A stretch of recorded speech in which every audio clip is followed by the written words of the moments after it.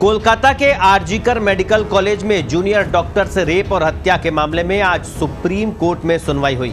मुख्य न्यायाधीश डीवाई चंद्रचूड़, न्यायमूर्ति जेबी पारदीवाला और न्यायमूर्ति मनोज मिश्रा की पीठ सुनवाई के लिए बैठी।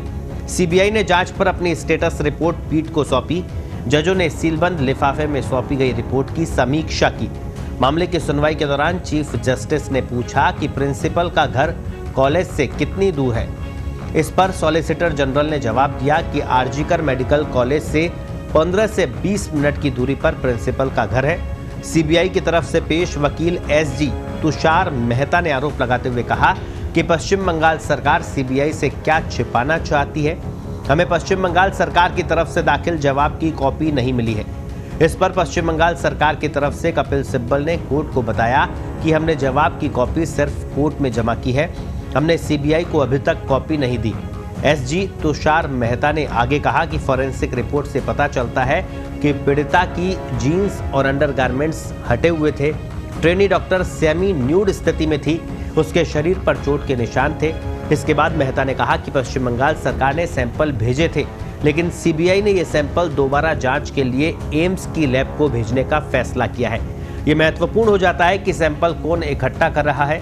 चीफ जस्टिस ने पूछा कि क्या क्राइम सीन का पूरा सीसीटीवी फुटेज सीबीआई को सौंपा गया है। सीसीटीवी फुटेज से आरोपी की एंट्री और एग्जिट का पता चलता है।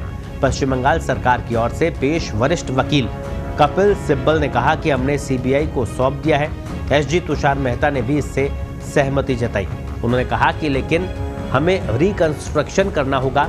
सुनवाई के दौरान एक वकील ने पोस्टमार्टम रिपोर्ट पर भी सवाल उठाए। उन्होंने कहा कि शाम 6 बजे के बाद पोस्टमार्टम नहीं हो सकता। कोर्ट को ये देखना चाहिए कि क्या पीड़िता के कपड़े डॉक्टर को दिए गए थे या नहीं। पोस्टमार्टम रिपोर्ट में इस बात का जिक्र नहीं है कि पोस्टमार्टम कब हुआ। सभी डॉक्टर नॉर्थ बंगाल लॉबी के हैं। सुनवाई के दौरान कोर्ट ने इस पर भी सवाल उठाया कि बिना चालान के पोस्टमार्टम कैसे हो गया। कोर्ट ने कहा कि पोस्टमार्टम रिपोर्ट में चालान गायब है, बिना चालान के पोस्टमार्टम कैसे हो सकता है। अगर ऐसा हुआ है तो कुछ तो गड़बड़ है। पश्चिम बंगाल सरकार के वकील कपिल सिब्बल इस बारे में कोई संतोषजनक जवाब नहीं दे पाए कि चालान कहां है। उन्होंने कोर्ट से इस बिंदु पर जवाब दाखिल करने के लिए वक्त मांगा। सीजीआई ने सीबीआई को कहा कि हम कोर्ट में जांच पर टिप्पणी नहीं करना चाहते। सीबीआई 1 हफ्ते के भीतर स्टेटस रिपोर्ट कोर्ट में दाखिल करे। एसजी ने कहा कि 2 नमूने हैं या 2 स्वैब और परिणाम है। सीजीआई ने कहा कि हमने जांच की आगे की दिशा देखी है, हम खुली अदालत में इस पर टिप्पणी नहीं करना चाहते। हम मंगलवार तक एक स्थिति रिपोर्ट चाहते हैं। सीबीआई जो खोज रही है उनके सुरागों के आधार पर आगे बढ़े। सुप्रीम कोर्ट ने मामले में आगे की जांच के लिए सीबीआई को 1 हफ्ते का और वक्त दिया है। मामले में अगली सुनवाई मंगलवार को होगी। कोर्ट के सामने कई सारे मैटर्स आए हैं कि किस तरीके से सीबीआई का स्टेटस रिपोर्ट क्या कहता है, पुलिस की स्टेटस रिपोर्ट क्या कहती है।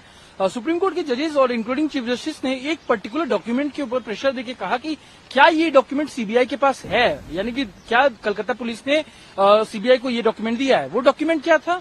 एक ऐसा डॉक्यूमेंट होता है जब किसी का भी पोस्टमार्टम रिपोर्ट के लिए जाना जाता है, उसके पहले एक डॉक्यूमेंट होता है। उस डॉक्यूमेंट में डॉक्टर्स कहते हैं कि हम इस बारे में ये रिपोर्ट कर रहे हैं और अब इसकी वजह से यहाँ पोस्टमार्टम होना चाहिए। वो डॉक्यूमेंट मिसिंग है। तो ये दिखता है कि एक बहुत बड़ा एक चीज था, गुफअप किया गया, जिसको छुपाने की एक कोशिश की गई है। एक और तथ्य बार बार सामने आ रहा है कि किस तरीके से 14 घंटे के डिले के बाद एफआईआर दर्ज हुआ है। जब बॉडी सुबह 9:30 बजे मिल गई थी तो रात में 11:45 पे एफआईआर क्यों हुआ? ये एक बहुत बड़ा क्वेश्चन अभी भी है, जिसका जवाब बंगाल पुलिस के पास, कलकत्ता पुलिस के पास नहीं है। यहाँ पर ये समझने वाली बात है कि बार बार सुप्रीम कोर्ट के पूछने के बाद भी ये नहीं बता पा रहे हैं कि क्यों ये जो डिले हुआ है उसको जस्टिफाई कैसे करेंगे, या वो डॉक्यूमेंट्स जो मिसिंग है वो कहाँ है। या एक और बात आई जो सॉलिसिटर जनरल साहब ने कहा कि सीआईएसएफ के जो 3 कंपनीज हैं जिनको वहां पे प्लेस किया गया है कि आरजीकर कॉलेज को प्रोटेक्ट करने के लिए, वहां के डॉक्टर्स को प्रोटेक्ट करने के लिए, उसमें से सिर्फ एक ही को उन्होंने रेसिडेंस और ये सब दिया है। बाकी 2 यूनिट, बाकी 2 कंपनी अभी भी बिना एकोमोडेशन के ही वहां पर है।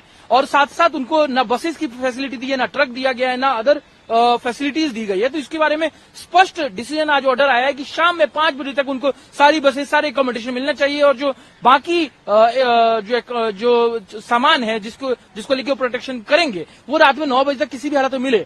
टू एंश्योर दिस कि ऐसा हो, उन्होंने सुप्रीम कोर्ट ने अपने ऑर्डर में सीआईएसएफ के एक सीनियर ऑफिशियल और बंगाल गवर्नमेंट के एक सीनियर ऑफिशियल जो वहां की पुलिस के भी हो सकते हैं, इनको कहा है कि आप दोनों को मिलकर इंश्योर करना है कि आज शाम में 5 बजे और 9 बजे सारे के सारे चीजें उनको मिले। दूसरा एक बहुत बड़ा मैटर आया कि क्या डॉक्टरों को वापस रिटर्न होना चाहिए उनकी जॉब में। देखिए, सुप्रीम कोर्ट ने फिर से सीबीआई को बोला कि फ्रेश स्टेटस रिपोर्ट फाइल करने के लिए।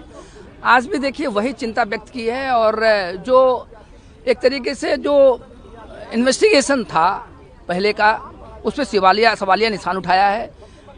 मेडिकल की report, postmortem report, CCTV, women की सेफ्टी, ये तमाम बातें आज हुई हैं और कोर्ट ने ये कहा है, एक चिंता व्यक्त की है कि इस तरीके की चीज़ें भी सीसीटीवी कहाँ पे लगे हैं उनको बोला है, और जितने भी डॉक्टर्स हैं उनको काम पे वापस आने के लिए बोला है कि आप वापस आकर के फिर से, क्योंकि आप बहुत ही जिम्मेदार एक डॉक्टर का रोल होता है, तो इसलिए उनको वापस आने की बात कही।